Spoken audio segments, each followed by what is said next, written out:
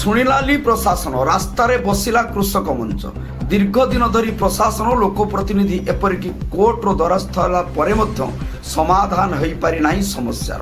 ଶେଷରେ 206 ଗୋଟି ରାଜସ୍ୱ ଗ୍ରାମର 2 ଲୋକଙ୍କର ସ୍ୱାର୍ଥ, 2 ଲକ୍ଷ ଲୋକଙ୍କର ସ୍ୱାର୍ଥ ଏବଂ ଉତ୍ତର ଓଡ଼ିଶାର ପ୍ରସିଦ୍ଧ ଶୈବ ପୀଠ ବାବା ପଞ୍ଚଲିଙ୍ଗେଶ୍ୱରକୁ ଦର୍ଶନ କରିବାକୁ ଆସୁଥିବା ଲକ୍ଷ ଲକ୍ଷ ଦର୍ଶନାର୍ଥୀ ଏବଂ ପର୍ଯ୍ୟଟକଙ୍କ ଆଗମନ ଏବଂ ସୁରକ୍ଷା।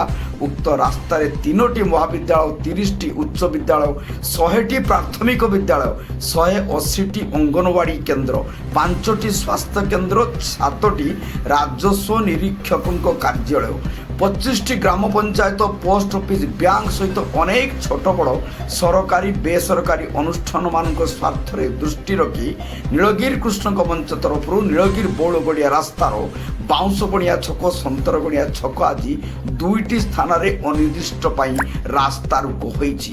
ନୀଳଗିରି ବଉଳଗଡ଼ିଆ ରାସ୍ତାର ଦୁରବସ୍ଥାର ମୁଖ୍ୟ ପ୍ରତିବନ୍ଧକ ସାଜିଛି କୁଲଡିହା ବନ ବିଭାଗର କଟକଣା। ଏହି କଟକଣାକୁ ହଟାଇବା ସହିତ ଇକୋ ସେନ୍ସିଟିଭ୍ ଉଚ୍ଛେଦ, ରାସ୍ତାକୁ ପେଚ ପକା କାମ ନ କରି ସମ୍ପୂର୍ଣ୍ଣ ପ୍ରଶସ୍ତୀକରଣ ଓ ନବୀକରଣ ସହ ପିଚୁ କିମ୍ବା କଂକ୍ରିଟ କରିବାକୁ ଦାବି ରଖାଯାଇଛି। ଆଉ ରାସ୍ତା ମରାମତି କାମ 15 ଦିନ ମଧ୍ୟରେ ସମାପ୍ତ କରାଯିବ ବୋଲି 1 ମାସ ମଧ୍ୟରେ ନୂଆ ଟେଣ୍ଡର ହୋଇ ପିଚୁ ହେବ। ପାହାଡ଼ର ପାଦଦେଶରେ ସୋଲାର ଫିକ୍ସିଂ କାମ ସମାପ୍ତ କରାଯିବ।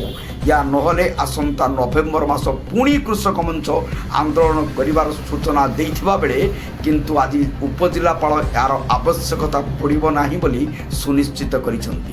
ଉପଜିଲ୍ଲାପାଳଙ୍କ ସମେତ ପୂର୍ତ୍ତ ବିଭାଗ ଯନ୍ତ୍ରୀ ଆଉ ତାଙ୍କ ଉପସ୍ଥିତିରେ ବିଭାଗୀୟ ଅଧିକାରୀଙ୍କ ସହିତ ଧାରଣାସ୍ଥଳରେ ଆଲୋଚନା କରି ଏହି ନିଷ୍ପତ୍ତି ଜଣାଇଛି ପ୍ରଶାସନ। ନୀଳଗିରିରୁ ମନୋଜ ମହାନ୍ତିଙ୍କ ରିପୋର୍ଟ, ଜନ।